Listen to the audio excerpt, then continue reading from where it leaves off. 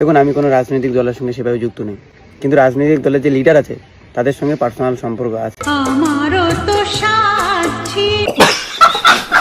আমি চটি চাটিনি ভাই, যদি চাটতাম তাহলে ক্ষমতার পাওয়ার দেখাতাম। ভাই ভোটের রেজাল্ট বেরোতে না বেরোতে সব পাল্টি খেয়ে গেল। আমাদের বাড়িতে বোম মিডিয়া এসে হামলা করতেছে ওর লোকজন নিয়ে। फैमिली देखती है वरना मैं ऐसे ऐसे गाली दूं ऐसे ऐसे। কোনো রাজনৈতিক ব্যক্তিত্ব নই, কাগজে কলমে কোথাও কোনো রাজনৈতিক দলের সঙ্গে যুক্ত মানুষ আমি নই। তোমরা একবার শুনে নাও কেশবদার মুখ থেকে, কেশবদা আগে কোন পার্টি করতো, গায়ক নয় যে কেসব মানুষ, কেসব সেই কেসব শুধু তৃণমূল কংগ্রেস।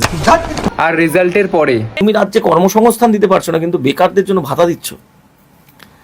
আমি অ্যাপ্লাই করি, আমি অ্যাপ্লাই করি। আচ্ছা কেশবদা, তুমি কি সেদিন কিছু খেয়েছিলে?